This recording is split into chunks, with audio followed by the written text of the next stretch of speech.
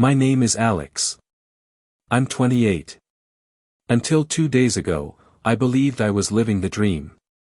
The kind of life people write songs about. I had Chloe, my brilliant, radiant, fiercely loving girlfriend of 5 years, and we were finally becoming parents. After 3 years of living together, countless date nights, inside jokes that only we understood, and a meticulously planned pregnancy, I thought I'd won the lottery of love. We'd done everything right. Prenatal vitamins every morning with her coffee. Lamaze classes where I practiced breathing like a Navy SEAL while she squeezed my hand until my knuckles turned white. We painted the nursery together, soft lavender walls, a mural of constellations on the ceiling, because Chloe said our daughter would be a stargazer. I built the crib with my own hands, sanding every edge until it was baby safe, whispering promises to the empty room, I'll protect you. I'll love you. You'll never know a day without joy. And then, labor. I was there for every contraction. Every gasp. Every tear. I held her hair back when she vomited. I whispered, "You're amazing," over and over as sweat soaked her hair to her temples. When the doctor said, "It's time," I cut the cord with trembling hands, my vision blurred by tears. And when they placed that tiny, squirming miracle, our daughter, on Chloe's chest, I swear my heart cracked open with a love so vast it terrified me. I stood there, exhausted but euphoric, watching Chloe's face soften into something I'd never seen before, pure, primal tenderness. She looked up at me, eyes shining, and whispered, "We did it, Alex." And I believed her. I believed us. Then, the phone buzzed. It had been chiming all morning, texts, calls, notifications, but I'd ignored it. Birth is chaos. Phones ring. But this time, as Chloe shifted to nurse the baby, her gown slipped slightly, and her phone tumbled onto the bed. The screen lit up, not with a generic lock screen, not with a photo of us, not even with a picture of the ultrasound we'd framed on the fridge. No. It was them. Chloe and Mark. My best friend since college. The guy who stood beside me at my brother's funeral. The one who helped me move into my first apartment. The man I'd trusted to be my best man, before Chloe said she didn't want a big wedding. And there they were. Locked in a kiss so intimate, so familiar, it made my stomach lurch. Not a drunken mistake. Not a blurry party photo. This was deliberate. Passionate. Her fingers tangled in his hair. His hand cupping her jaw like he owned it. The background? A beach I'd never seen. Her body, lean, pre-pregnancy, glowing in golden hour light. 6 months ago. Right around the time she started working late twice a week. Right when she stopped letting me see her phone. Time stopped. The beeping monitors, the soft coos of newborns down the hall, the nurse humming as she adjusted and all of it vanished. All I heard was the roar of blood in my ears and the sickening click of 1,000 puzzle pieces falling into place. The cancelled camping trip with Mark, food poisoning. The sudden distance in Chloe's eyes when I kissed her. The way she flinched when I touched her belly in the 3rd trimester. The due date, always a little uncertain, she'd said. But now, the math screamed at me, conception window. Mark's out-of-town conference.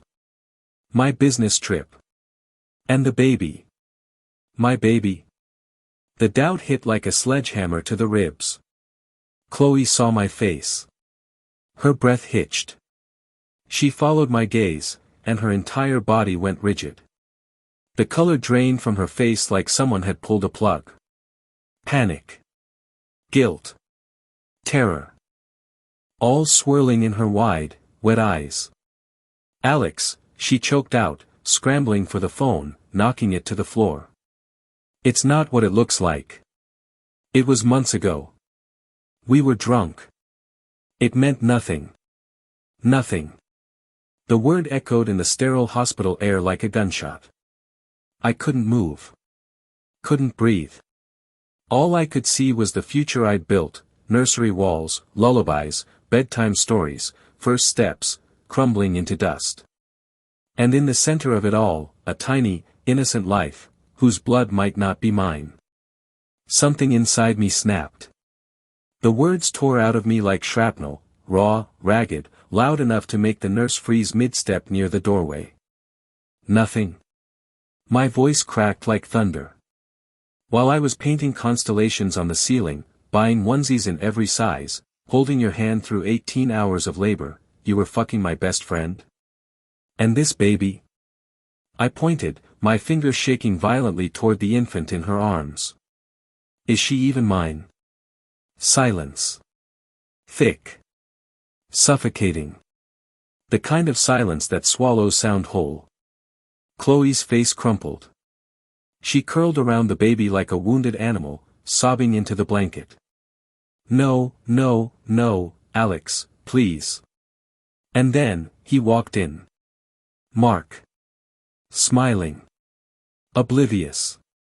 Holding a garish pink balloon that read, "It's a girl. Daddy's little princess," in glittering script. His grin died the second he saw us. His eyes darted from Chloe's tear-streaked face to my trembling form to the nurse's averted gaze. The balloon slipped from his fingers, drifting lazily to the floor like a deflated dream. Alex, man, he stammered, stepping forward. I can explain. Get out. The words came low, guttural, like they'd been dragged through gravel. Both of you. Get out of my sight. And don't you dare come near this baby until a DNA test proves she's mine. Mark's shoulders slumped. He didn't argue. Didn't plead. Just turned and walked out, his shoes squeaking on the linoleum like a coward's retreat. Chloe just wept, great, heaving sobs that shook her whole body. She clutched the baby tighter, as if the child could shield her from the truth. The nurse, bless her, gently touched my arm. Sir, maybe you should step outside. Give her a moment to recover. She just gave birth. I didn't argue. I stumbled into the hallway, my legs numb. I paced like a ghost, past rooms filled with new families laughing, crying, bonding. Every happy sound was a knife in my gut. Now, 48 hours later. Chloe's been discharged. She's staying at her sister's. She won't answer my calls. Won't let me see the baby. Mark's blocked on every platform, I don't even know if he's spoken to her since. My parents called me a monster. Said I humiliated her during her most vulnerable moment. My sister cried and said, you should have waited, Alex. Talk to her privately. Given her grace. But how? How do you give grace when your entire reality is a lie? How do you whisper accusations when the evidence is flashing on a screen while your girlfriend holds your child? I didn't plan to explode. I didn't want to traumatize anyone.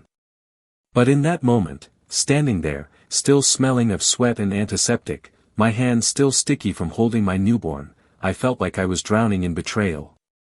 And the only thing that came out was the truth, raw and bleeding. I didn't destroy our family that day. They did.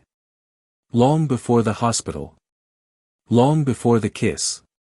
Long before the due date got fuzzy. But now. I don't know if I'll ever hold that baby again. I don't know if I can look at her without wondering whose eyes she has. Whose laugh she'll inherit. Whose blood runs in her veins. All I know is this. I stood in that room as a father. I left it as a stranger.